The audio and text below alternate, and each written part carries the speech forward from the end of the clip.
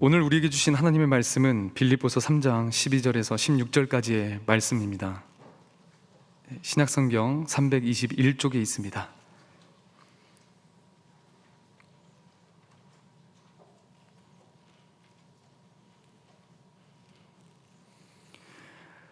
다 찾으셨으면 한 절씩 교독하고 마지막 절은 함께 읽겠습니다. 내가 이미 얻었다 함도 아니요 온전히 이루었다 함도 아니라 오직 내가 그리스도 예수께 잡힌 바 된 그것을 잡으려고 달려가노라. 형제들아, 나는 아직 내가 잡은 줄로 여기지 아니하고 오직 한 일, 즉 뒤에 있는 것은 잊어버리고 앞에 있는 것을 잡으려고 표대를 향하여 그리스도 예수 안에서 하나님이 위에서 부르신 부름의 상을 위하여 달려가노라. 그러므로 누구든지 우리 온전히 이룬 자들은 이렇게 생각할지니 만일 어떤 일에 너희가 달리 생각하면 하나님이 이것도 너희에게 나타내시리라. 함께 읽겠습니다. 오직 우리가 어디까지 이르렀든지 그대로 행할 것이라. 아멘. 이것은 하나님의 말씀입니다. 네, 함께 기도하겠습니다. 전능하신 주님, 주님 앞에 나아옵니다. 주의 말씀을 듣기 위해 나아옵니다. 주님, 말씀 가운데 우리 마음의 상처와 힘듦과 어려움들이 위로와 평안과 안식으로 가득할 수 있도록 주님께서 함께하여 주시옵소서. 주의 말씀 듣습니다. 듣는 길을 허락하여 주시고 또 그 말씀대로 우리 삶 가운데서 살아갈 수 있도록 주님께서 함께해 주시고 인도하여 주시옵소서. 예수님의 이름으로 기도드립니다. 아멘. 네, 어느덧 2022년 9월이 다가왔습니다. 정말 시간이 빨리 가는 것 같습니다. 2022년의 4분의 3 분기가 이제 지나가고 있습니다. 이맘때쯤 어떤 청년들은 한 해를 조금씩 마무리하고 또 새로운 내년을 준비하는 청년들도 있을 것입니다.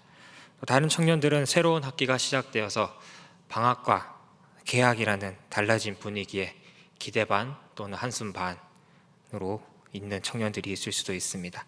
또 평소와는 다를 것이 없지만 무언가 조금 분주하고 마음이 붕 떠서 잡히지 않는 그런 청년들도 있을 것입니다. 이런 삶의 변화는 우리의 신앙에도 많은 영향을 줍니다. 그런 시즌을 보내고 있는 우리가 9월 한 달 신앙의 기본적인 부분들을 다시 되돌아보고 재점검하면서 하나님 앞에 마음을 다잡고 우리의 신앙이 더 단단해지는 그런 날들을 우리가 함께 보내기를 소망합니다. 오늘 본문인 빌립보서는 바울이 빌립보 교회에 있는 성도들에게 보내는 편지, 겉면의 편지 말씀입니다. 편지는 편지를 보내는 사람이 있고 또 그 편지를 받는 사람이 있습니다. 바울은 편지를 보내는 발신자이고 빌립보 교회 성도들은 그 편지를 받는 수신자입니다. 바울은 어떤 이유에서 이 편지를 쓰게 되었을까요? 먼저 바울이 어떻게 빌립보로 가게 되었고 또 바울의 전도는 어떤 방법으로 이루어졌는지를 함께 살펴보기를 원합니다. 빌립보 교회는 바울이 2차 전도 여행 당시 여행을 하면서 마게도니아 지역으로 넘어가게 되었고 오늘날 유럽에 세운 첫 번째 교회입니다. 우리 사도행전 16장 9절에서 10절 말씀, 또 우리 지도가 같이 있는 화면을 띄워주시면 감사하겠습니다. 네. 밤에 환상이 바울에게 보이니 마게도냐 사람 하나가 서서 그에게 청하여 이르되 마게도냐로 건너와서 우리를 도우라 하거늘 바울이 그 환상을 보았을 때 우리가 곧 마게도냐로 떠나기를 힘쓰니 이는 하나님이 저 사람에게 복음을 전하라고 우리를 부르신 줄로 인정함이로라. 아멘. 바울은 아시아에서 계속 복음을 전하려고 계획을 잡고 있었습니다. 그래서 위쪽 지방으로 가려고 하는데 성령의 인도하심이 계속 그쪽으로 가지 말라고 다른 쪽으로 가라고 인도를 하셨습니다. 그래서 바울이 들어와 있는데 하나님의 환상이 바울에게 보였습니다. 그래서 바울은 하나님 인도하심을 따라 마게도냐로 넘어갔고 그곳의 첫 성인 빌립보에 들어가게 되었습니다. 바울은 이처럼 대도시를 위주로 복음을 전하는 전도 여행을 했습니다. 그리고 그 대도시에 있는 회당에서 묵으면서 복음을 전했습니다. 바울은 왜 회당에서 복음을 전했을까요? 복음을 먼저 유대인들에게 전하기 위함이었습니다. 구약의 율법과 하나님의 언약을 이미 알고 있는 유대인들에게 그들이 기다리던 메시아, 약속의 그 언약이 바로 예수 그리스도임을 그 유대인들에게 선포하기 위해서였습니다. 다음으로는 이방인이지만 할례를 받고 유대인으로 개종한 이방인 그리스도인들에게 하나님의 복음을 전하기 위해서였습니다. 또 개종까지는 아니었지만 이방인 신분이지만 유대교에 관심을 가지고 율법에 대해서 관심을 가지고 함께 나와서 해당에서 예배를 드리는 그런 이방인들에게 역시 복음을 전하기 위해서 바울은 회당이라는 장소를 찾아가서 그곳에서 하나님의 말씀을 전했습니다. 또 바울은 대도시 위주로 복음을 전했는데 그 이유는 복음의 확산을 위해서였습니다. 대도시는 도시와 도시를 연결하는 도로가 잘 발달되어 있습니다.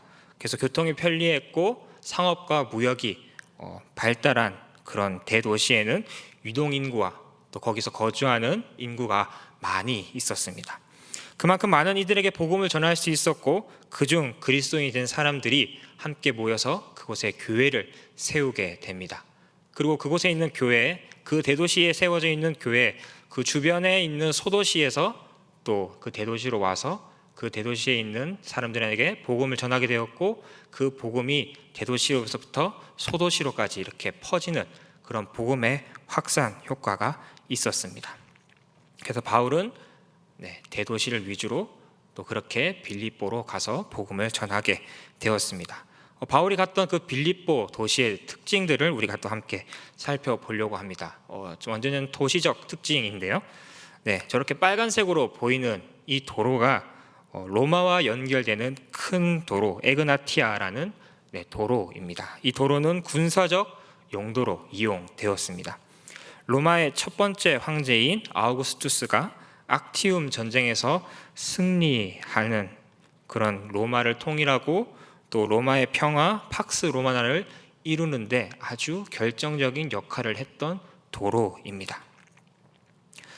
그리고 이 도로가 있는 빌립보 그리고 악티움 전쟁이 일어났던 곳이 이 바로 왼쪽에 이 빌립보가 위치해 있었기 때문에 이 빌립보는 로마에 있어서 굉장히 중요한 군사 기지였습니다.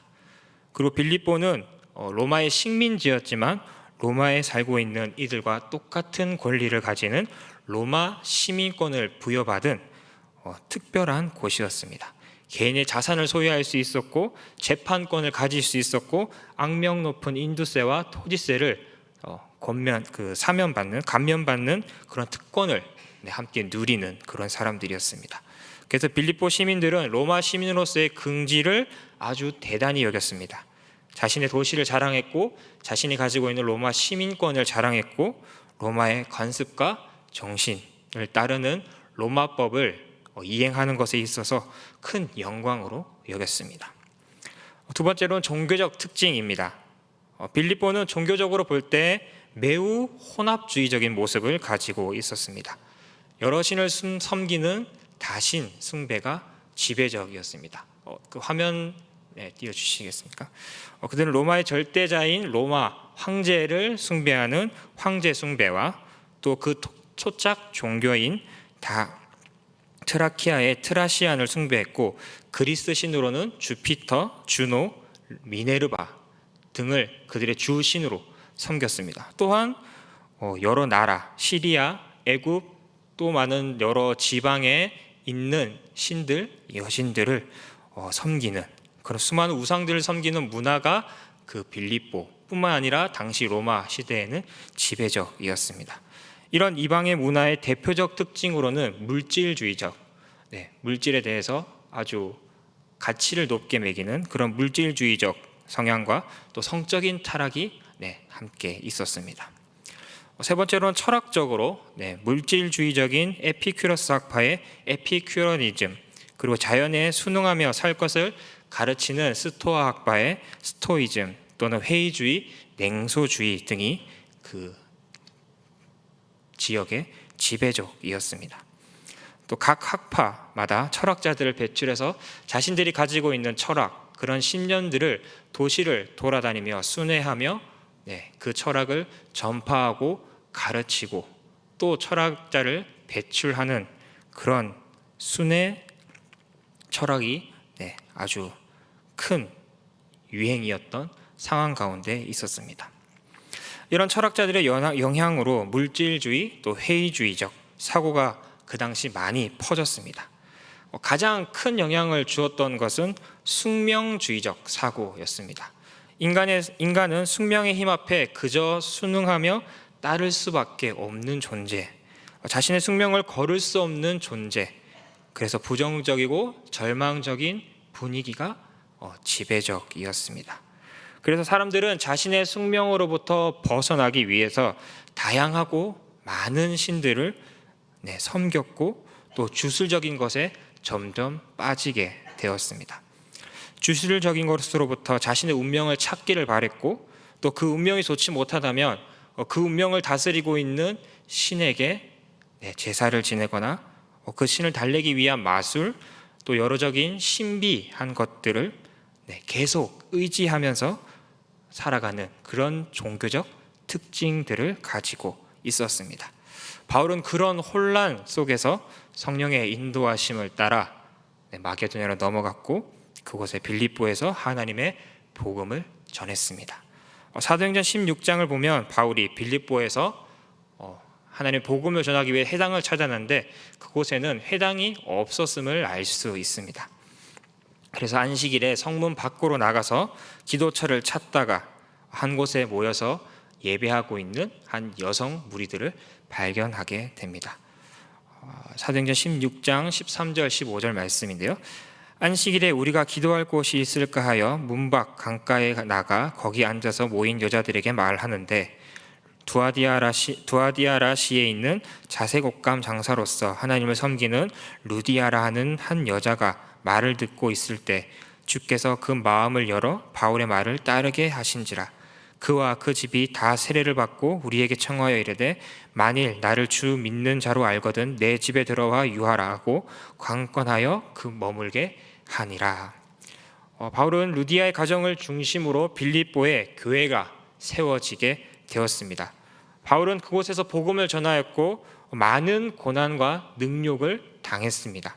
그곳에도 심지어 감옥에 갇히기까지 복음을 전했습니다. 그 결과 간수장과 또 그의 가족들, 점을 치는 여자 유디오와 순두계 또 글레멘트 등 많은 전도의 열매를 얻을 수가 있었습니다. 이를 통해 우리는 빌립보 교회가 유대인이 중심이 아닌 이방인 중심의 첫 교회임을 알 수 있습니다. 또 바울은 선교를 할 때 다른 교회의 도움을 받지 않았습니다. 다른 교회에서 바울의 복음 전하는 사역을 돕기 위해서 후원을 하는 모습들을 종종 볼 수 있는데 바울은 그러한 것을 받지 않고 자비양으로 자신이 스스로 일을 해서 그것으로 선교 활동비를 감당했었습니다. 그런 자비량 선교를 하는 바울, 왜 그랬을까요? 자신이 값없이 받은 그 은혜를 나 역시 값없이 다른 사람에게 주어야 한다. 그래야 그 은혜가 더욱더 부각될 수 있음을 바울은 알았습니다. 그리고 바울은 자신을 대적하는 이들로부터 저 바울 교회를 돌아다니며 선교를 목적으로 자신의 이익을 추구하는 그런 간악한 사람이라는 비판을 아예 받지 않기 위해 원천적으로 봉쇄하기 위해 자비랑 선교를 택했습니다. 그런 바울이었는데 단 한 곳 빌립보 교회의 후원만큼은 바울이 받았습니다. 바울을 사랑하고 바울의 사역을 돕기 위한 그들의 마음과 정성을 바울은 누구보다 잘 알고 있었기 때문입니다. 바울은 빌립보 교회를 특히 아끼고 또 사랑하고 그들을 정말 간절히 마음에 품는 그런 모습들을 볼 수가 있습니다. 빌립보서는 바울의 옥중서신 한 중에 하나입니다. 옥중서신은 바울이 감옥에 갇혀서 쓴 편지의 묶음입니다. 바울이 로마 감옥에서 편지를 빌립보 교회에 보냈습니다. 빌립보 교회는 바울이 감옥에 있다는 소식을 듣고 자신의 형제 중 에바브로디도에게 자신들이 모았던 헌금을 다시 전달해서 그곳에 있는 바울에게 전달하고 그곳에서 바울을 돕도록 했습니다.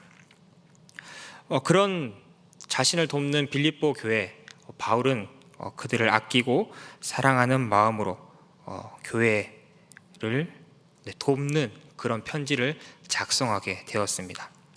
그런데 에바브로디도를 통해 그 빌립보 교회 소식을 전해 듣게 되었습니다.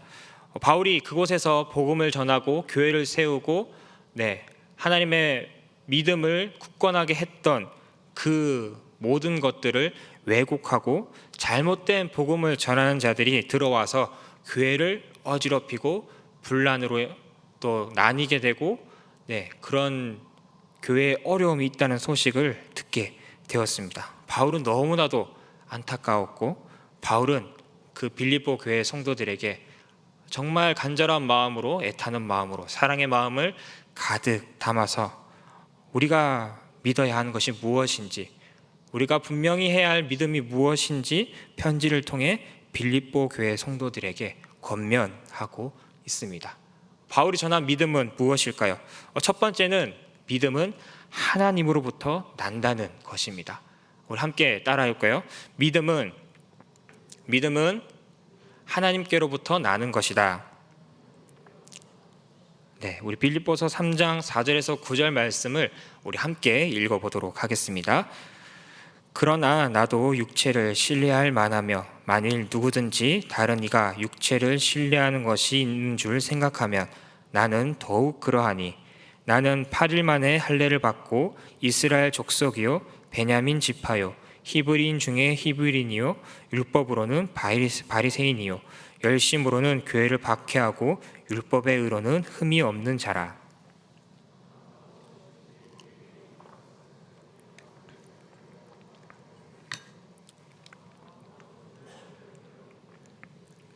하는 지식이 가장 고상하기 때문이라.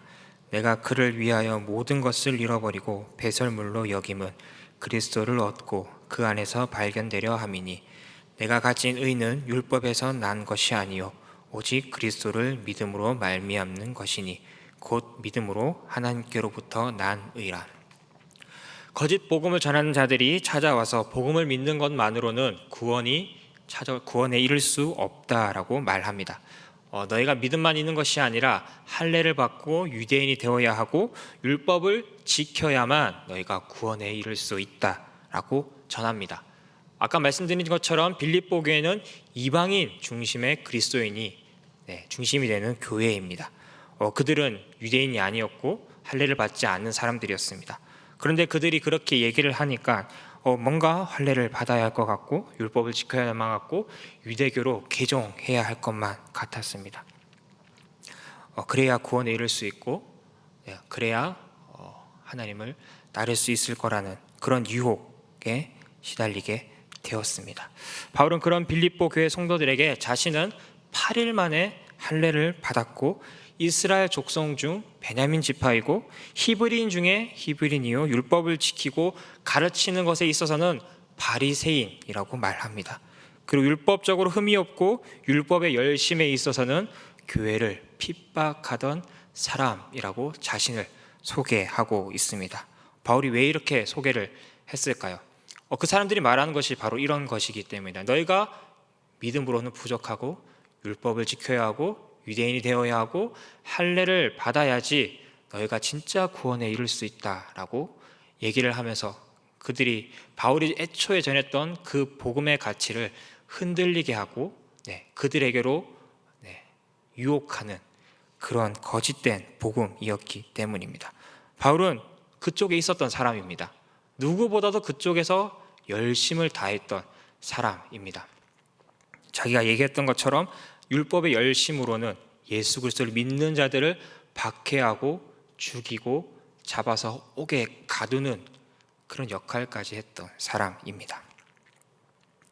그런데 그런 나조차 그리스도를 위해 이제 모든 것을 다 해로 여기고 배설물로 여긴다라고 말합니다. 모든 것을 버려서라도 가장 우선된 것, 예수 그리스도를 아는 지식, 예수 그리스도를 바르게 알고 고백하고 믿는 그것이 우선되어야 한다고 말합니다. 3장 9절 말씀을 세 번역으로 다시 한번 더 읽어드리겠습니다. 그리스도 안에 있는 사람으로 인정받으려고 합니다. 나는 율법에서 생기는 나 스스로의 의가 아니라 그리스도를 믿는 믿음으로 말미암아 오는 의, 곧 믿음에 근거하여 하나님에게서 오는 의를 얻으려고 합니다. 바울은 믿음은 율법에서 생기는 나 스스로의 의가 아니라 그리스도를 믿는 믿음으로부터 오는 의, 하나님에 의해서 주어지는 믿음을 가지는 것이 중요하다라고 말합니다. 우리 역시 우리의 믿음의 근거가 어디에서 오는지를 바르게 알아야 합니다. 믿음의 근거가 나 스스로가 되어서는 안 됩니다. 내 열심, 내 봉사, 내 능력으로 믿음의 근거를 삼는다면 환난이 오고 어려움이 찾아오고 시험이 왔을 때 그 믿음은 어디에도 찾아볼 수 없는 그런 아무 가치가 없는 그런 믿음이 되어버리고 맙니다. 사람은 유한하고 연약하고 마음이 너무나도 약하기 때문입니다. 내가 감당할 수 없는 환경과 상황들이 찾아오면 그것을 피하기 위해 내가 가지고 있는 것을 내려놓고 도망가 버립니다. 마치 예수님이 잡히실 때 예수님을 3년 동안 쫓았고 예수님을 위해 내가 죽겠노라고 고백했던 그 제자들마저도 예수님을 버리고 도망갔던 것처럼 말입니다. 하지만 믿음이 천지를 창조하시고 무한하시고 변함없으시고 약속을 지키시고 끝까지 이행하시는 그런 하나님께 근거를 둔다면 그 믿음은 그 어떤 상황 가운데서도 환경 가운데서도 흔들리지 않을 것입니다. 그리고 그 믿음은 하나님께서 성령을 통해 우리에게 주어 주십니다. 제자들이 부활하신 예수님을 보고 있음에도 불구하고 내가 그 예수님의 못자국 난 손가락에 손을 넣지 않고 옆구리에 바우지 않으면 내가 예수님을 부활했다고 믿을 수 없다고 얘기했던 그런 제자들도 있었습니다. 하지만 그런 그들이 예수님이 올라가시고 마가의 다락방에서 함께 기도하며 기다릴 때 하나님께서 그들 가운데 성령의 임재하심을, 성령의 충만하심을 이루어 주셨습니다. 그곳에서 성령의 충만함을 받은 이들은 더 이상 그 이전에 알고 있던 제자들과는 다른 모습이었습니다. 그들은 복음을 위해, 믿음을 위해 자신의 목숨도 아끼지 않는 그런 자들이 되었습니다.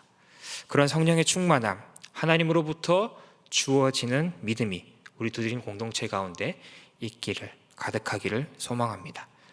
두 번째는 표대를 향하는 믿음을 가져야 합니다. 함께 따라하겠습니다. 표대를 가지는 믿음을 가져야 합니다. 표대를 향하는 믿음을 가져야 합니다. 네. 우리 3장 12절 14절 말씀을 세 번역으로 함께 읽겠습니다. 나는 이것을 이미 얻은 것도 아니요 이미 목표점에 다다른 것도 아닙니다. 그리스도 예수께서 나를 사로잡으셨으므로 나는 그것을 붙들려고 쫓아가고 있습니다. 형제자매 여러분, 나는 아직 그것을 붙들었다고 생각하지 않습니다. 내가 하는 일은 오직 한 가지입니다. 뒤에 있는 것은 잊어버리고 앞에 있는 것을 향하여 몸을 내밀면서 그리스도 예수 안에서 하나님께서 위로부터 부르신 그 부름의 상을 받으려고 목표점을 바라보고 달려가고 있습니다. 표대, 목표점이라고 말합니다. 원어적으로도 보이는 원거리의 표적, 시야 속에 있는 목표라는 의미를 가지고 있습니다. 당시 로마 문화에 있는 익숙한 이들에게는 원형 경기장이나 여러 경기장에서 이루어지는 그런 시합들이 딱 연상이 되는데, 그런 달리기 경기에 있어서 목표점을 가지고 끝까지 최선을 다해 달려가는 그런 선수들의 모습이 연상이 됩니다. 이처럼 믿음의 목표점을 분명히 가져야 한다고 바울은 얘기합니다. 하나님께서 주시는 부름의 상을 얻기 위해 분명한 목표점을 끝까지 바라보며 놓치지 않고 달려가야 한다라고 말합니다. 그리스도인이 받는 부름의 상은 무엇일까요? 바로 하나님의 온전한 구원을 이루는 생명의 면류관을 얻는 것입니다. 야고보서 1장 12절 말씀입니다. 시험을 참는 자는 복이 있나니 이런 시련을 견디어낸 자가 주께서 자기를 사랑하는 자들에게 약속하신 생명의 면류관을 얻을 것이기 때문이라. 시련을 끝까지 견디고 믿음을 지키는 그런 달려온 자들, 그들을 하나님께서 사랑하는 사람이라고 부릅니다. 그렇게 말씀하시며 하나님께서 약속하신 생명의 면류관, 하나님 나라에서 하나님과 영원히 함께 할 수 있는 그런 온전한 부활의 모습을 주시겠다라고 말씀하십니다. 빌립보 교회에 있는 성도들에게 세상은 너희의 운명이 정해져 있고 더 이상 바뀔 수 없는 그런 상황과 환경에 순응하면서 절망과 괴로움에 허덕이며 살아야 한다라고, 그런 것으로부터 벗어나기 위해 세상의 온갖 신들을 부르고 섬기며 그들에게 주술적인 것으로 의지해야 한다고 말하지만, 또 잘못된 복음을 전하는 자들이 율법을 지키는 것만으로는 온전히 구원에 이를 수 없다고, 너희가 율법을 지키고 할례를 받고 유대인이 되어야 구원에 이를 수 있다고 얘기하는 그런 온갖 유혹과 거짓들 다 틀렸다라고 말합니다. 잘못된 표대이며 잘못된 목표점이라고 말합니다. 그런 유혹과 거짓으로 인해 목표점을 바꾸거나 흔들려서는 안 된다라고 말합니다. 영원하시고 변함없으시고 신실하신 하나님께서 약속하신 표대, 부름의 상, 생명의 면류관을 바라보며 달려가야 한다. 목표점을 분명히 하고 흔들려서는 안 된다라고 바울은 계속 얘기하고 있습니다. 결론입니다. 우리는 믿음에 대해서 함께 나누었습니다. 우리가 재정비해야 할 믿음은 나의 의를 위한, 나 스스로의 의를 위한 믿음이 아니라 믿음이 하나님으로부터 나야 한다는 것입니다. 그리고 우리의 믿음이 표대를 향하는 믿음이어야 한다는 것입니다. 빌립보 교회의 상황과 환경이 로마라는 강대국 속에서 막연하게 퍼져 있는 문화, 흐름, 분위기 때문에, 또 거짓된 복음으로 믿음이 흔들리게 되는 그런 상황에 놓여 있듯이 오늘 우리 역시 수많은 상황과 환경과 문화와 그런 흐름들과 분위기 속에서 우리의 믿음이 흔들리는 상황을 겪고 있습니다.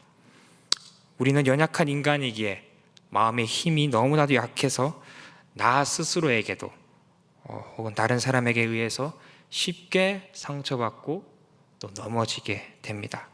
만약 그런 나의 믿음이 그런 연약한 나에게 근거가 되어 있다면 하나님께 간절히 구하시길 바랍니다. 나의 믿음의 근거가 내가 아닌 하나님으로부터 난 믿음이 되게 해달라고 하나님께 간절히 구하시길 바랍니다. 그렇다면 하나님께서는 구하는 자에게, 또 찾는 자에게 찾아와 주시고 얻게 하시는 그 하나님께서 하나님의 은혜로 가득 채워주실 줄 믿습니다. 마귀는 세상의 문화와 흐름과 분위기를 통해 우리에게 성공과 행복을 위해서 너희는 모든 것을 포기해야 한다라고 말합니다. 아니, 더 이상 희망이 없고 너희는 그냥 너에게 주어진 운명에 순응하면서 살아야 한다라고 말합니다. 말씀을 통해 새 힘을 얻고 하나님의 소망을 가지고 살아가려고 노력하는 우리에게, 야, 너 그거 갖고 되겠냐? 너 그래서 믿음 잘 지키겠니? 너 이거밖에 안 돼? 넌 안 돼. 넌 할 수 없어. 그러니까 편하게 그냥 있어. 재밌게 즐겨. 네, 이런 온갖 유혹들로 우리를 흔들리게 합니다. 하나님의 뜻을 쫓아 살아가려는 우리의 표대를 마구마구 흔듭니다. 그런 표대를 하나님이 아닌 세상을 향해 옮기려고 합니다. 그런 거짓과 유혹에 우리는 더 이상 흔들려서는 안 됩니다. 하나님께서는 말씀을 통해 우리에게 분명하게 말씀하십니다. 약속하십니다. 시험을 이기는 자에게, 나의 사랑하는 자에게 생명의 면류관을 주신다고 말입니다. 하나님의 온전한 구원에 함께하는 우리의 표대, 그 목표점을 우리는 놓치지 않고 끝까지 하나님을 신뢰하고 하나님을 의지하며 그 목표점을 향해 달려가야 한다라고 말씀하십니다. 하나님을 향한 표대를 바르게 세우는 저와 여러분이 되기를 간절히 소망합니다. 하나님께서 주시는 믿음, 성령의 충만함과 인도하심으로 표대를 향하는 믿음의 경주에서 승리하는 우리 모든 두드림 공동체가 되기를 주님의 이름으로 간절히 축복합니다. 우리가 이런 마음들을 찬양에 담아서 하나님께 올려드리길 원합니다. 표대를 향하여라는 고백 찬양입니다. 우리가 이 찬양을 바울의 고백을 우리가 같은 마음으로 함께 고백하길 원합니다.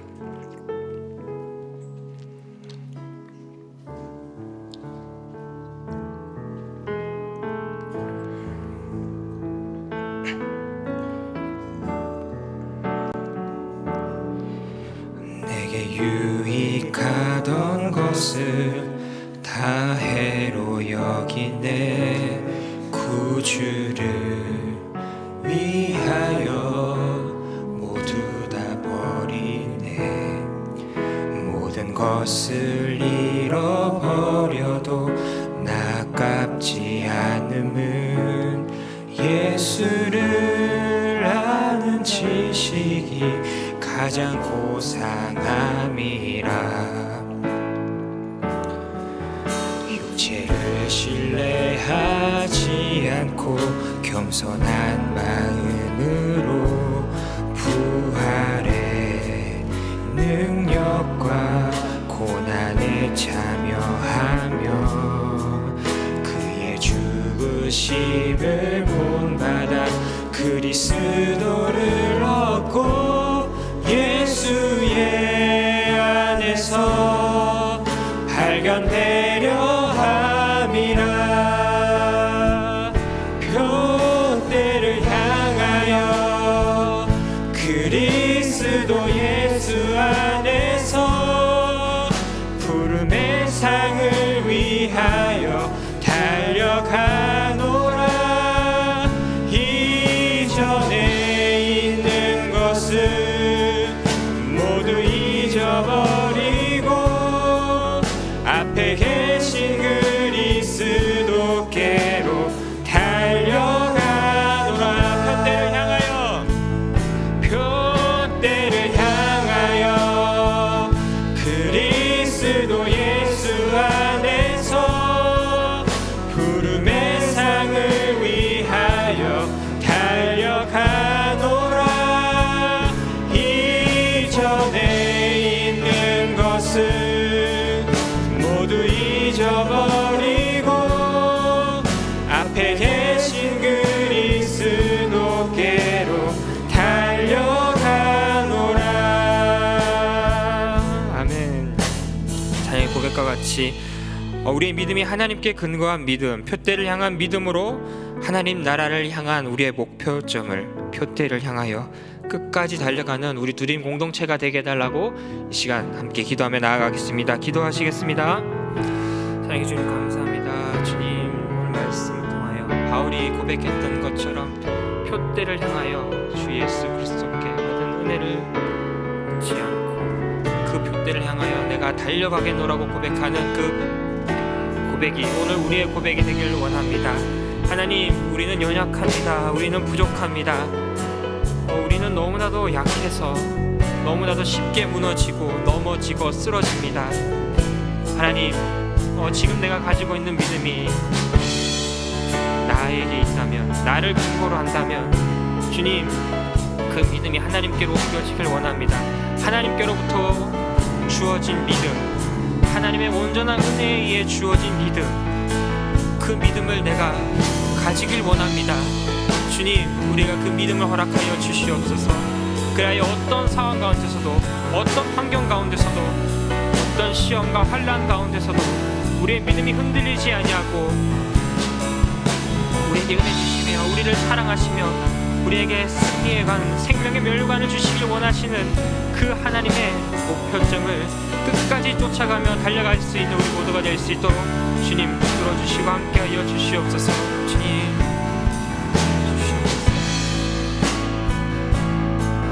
아버지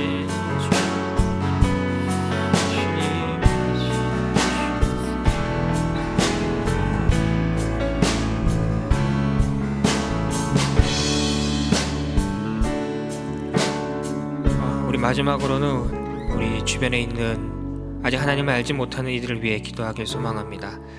바울이 그 어떤 환난과 환난 어려운 상황 가운데서도 하나님의 복음을 전했듯이 하나님께서 우리에게 주신 사명, 하나님의 복음을 전하는 그 일을 우리 역시 우리 삶 가운데서 그 어떤 상황과 환경 가운데서도 흔들리지 아니하고 그 복음을 담대히 전하며 그들에게 하나님의 사랑과 하나님의 은혜를 전할 수 있는 우리 모두가 되게 해달라고, 그리고 우리 목동에 아직 하나님을 알지 못하는 영혼들을 위해 우리가 함께 기도하도록 하겠습니다. 기도하시겠습니다. 아버지 주님, 이 시간 아직 하나님을 알지 못하는 이들을 위해 기도합니다. 주님, 그들에게 우리를 보내주셨습니다. 나를 보내주셨습니다. 하나님, 바울이 그 하나님의 인도하심을 따라 아직 하나님을 알지 못하는 이들에게 찾아가서 그들의 환경과 문화와 분위기와 흐름, 너무나도 혼란스럽고 복음이 정말 들어갈까, 그들이 복음을 받아들일까 그렇게 걱정하고 고민할 수밖에 없는 상황임에도 불구하고 그들에게 나아가 하나님의 복음을 전했고, 그 복음이 사람들을 변화시켰고 그들을 구원하였고 하나님의 백성이 되게 하셨습니다. 주님, 그도 바울처럼 그 어떤 상황 가운데서, 환경 가운데서도 우리에게 하나님께서 붙여주신 이들을 위해 기도하며 그들에게 하나님의 복음을 전할 수 있는 그런 담대함을 주님 허락하여 주시옵소서. 그들에게 하나님의 사랑과 하나님의 은혜를 전달할 때 성령님 일하여 주셔서 그들이 하나님의 백성으로서, 하나님의 자녀로서, 구원받는 이들로서 나아올 수 있는 은혜가 있기를 원합니다. 주님, 이 땅의 목동 가운데 아직 하나님을 알지 못하는 청년들이 너무나도 많습니다. 주님, 그들이 우리 교회를 통하여 하나님을 알게 하여 주시옵소서. 하나님을 믿게 하여 주시옵소서. 하나님을 경외하며 하나님 앞에 나아올 수 있는 은혜가 있기를 원합니다. 주님, 믿게 하여 주시옵소서.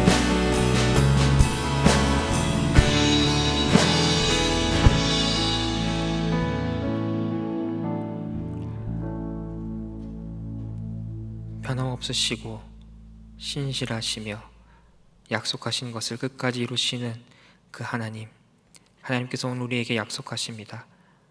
너희가 시험과 환난을 이겨내고 나 앞에 나아올 때 내가 너희에게 생명의 면류관을 주시겠다라고 말씀하십니다. 하나님, 우리가 그 목표, 표대를 향하여 하나님께서 주시는 믿음을 가지고 끝까지 달려갈 수 있는 그런 믿음의 공동체들이, 청년부가 될 수 있도록 주님 함께하여 주시옵소서. 예수님의 이름으로 기도드립니다. 아멘.